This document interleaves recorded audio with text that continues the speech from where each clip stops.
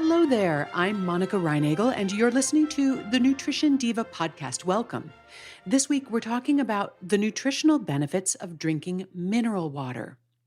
A lot of people are concerned that fruits and vegetables are less nutritious than they used to be because they've heard that the soil has become depleted of minerals. I addressed that concern back in episode number 97, if you'd like to check that out. But suffice it to say, I don't think we need to worry about declining mineral levels in our produce. However, mineral water still sounds like a good idea, sort of like a vitamin supplement you can drink. So, are there health benefits to drinking mineral water? Are there any risks? First, you should know that you're probably already getting some minerals in your regular drinking water because most tap water contains minerals. For example, if you drink 2 liters of water a day, you could be getting 10 to 15% of your daily calcium requirement and up to a third of your required magnesium just from the water that you drink or that you use in your tea and coffee.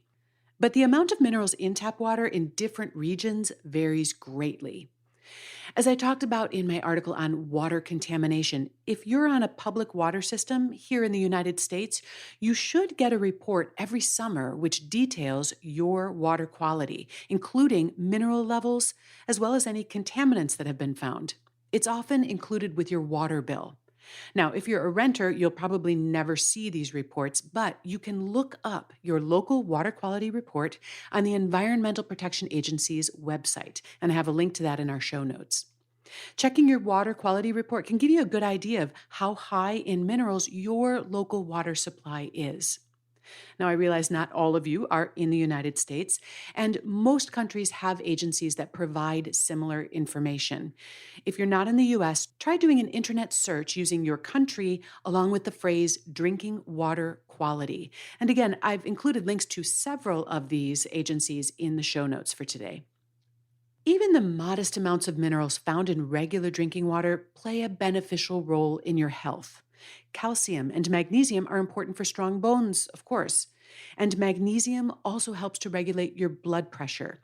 In fact, people who live in areas with very hard water, which is very high in minerals, have a reduced risk of heart disease. And hard water that's high in magnesium has also been found to relieve constipation. However, all of those minerals can also be rough on your plumbing. So, people who have hard water often use a water softening system to remove those minerals. So, if you're using a water softener to lower the mineral content of your water, then obviously you would not get the health benefits associated with hard water. If you suspect or you know that your drinking water is low in minerals, could mineral water be a good thing to add to your diet? Well, it might. Bottled mineral water contains up to 4 times as much calcium and magnesium as regular tap water. And one study found that people whose drinking water was low in magnesium were able to lower their blood pressure by drinking a liter of mineral water every day. Of course, there are other ways to get magnesium. Brown rice, almonds, lima beans, and spinach are all examples of good sources of magnesium. But drinking mineral water can definitely add to your intake of calcium, magnesium, and other minerals. And I also have a related episode in the archives on why you need more magnesium in your diet. Now, not all bottled water is mineral water. Some bottled water is simply filtered or distilled tap water, often with small amounts of minerals added back in to enhance the taste. Some bottled water does come from a natural source, such as a spring, but it still may not be high enough in minerals to be considered true mineral water. The technical definition of mineral water varies somewhat around the world. Here in the United States, in order to be labeled as mineral water, it must come from a natural source, such as a spring, and it must also have at least 250 parts per million of dissolved minerals. And that translates to at least 250 milligrams of minerals, including sodium, per liter. Much of the mineral water we get here in the United States is imported from Europe. And the different brands come from various natural springs which are known for their high mineral content. Some of these are naturally carbonated when they come out of the ground, others have the carbonation added to them, and there are also uncarbonated or still mineral waters. It's a little hard to find those in the United States. The mineral profile varies greatly from brand to brand, reflecting the source waters, and that's what gives each mineral water its unique flavor. But it may also determine which one to choose if you're considering the nutritional benefits. For example, Vichy water from France is very high in sodium. Now, some people love that slightly salty taste, but you should be aware that a liter of Vichy water blows half of your daily sodium budget.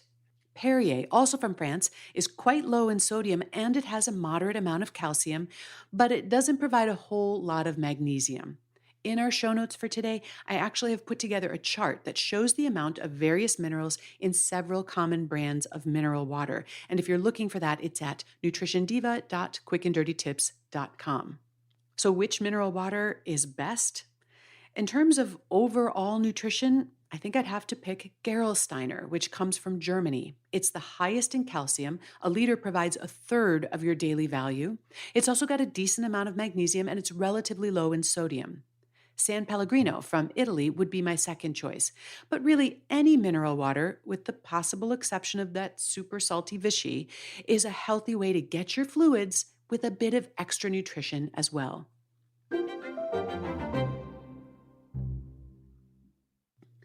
Some of you have written to me in the past to ask whether mineral water might be bad for you. For example, one reader wondered whether drinking carbonated water might harm your tooth enamel.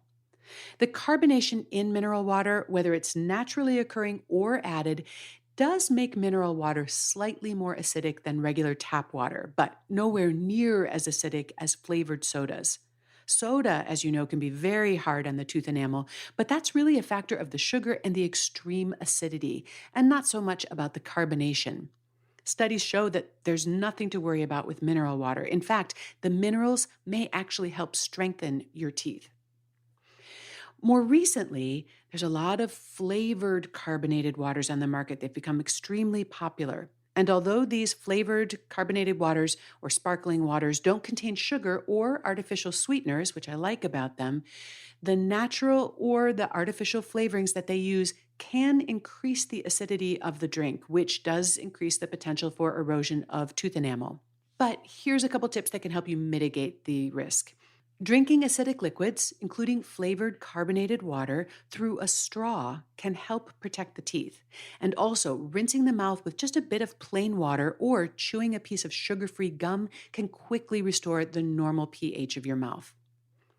Another reader asked whether drinking mineral water might possibly cause kidney stones.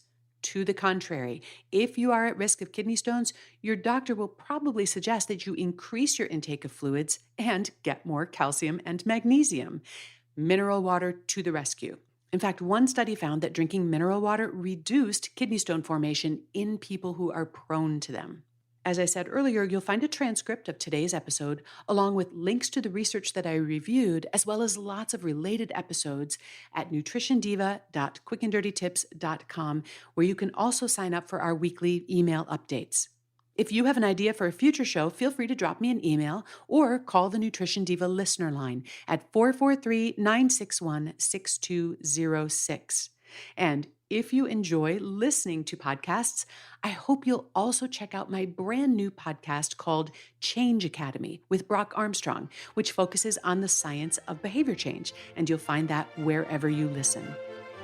This is Monica Reinagel. The Nutrition Diva Show is produced by Nathan Sems, edited by Karen Hertzberg, and our team at Macmillan Audio also includes Michelle Margulis, Emily Miller, Morgan Ratner, and our director, Kathy Doyle. Thanks so much for listening.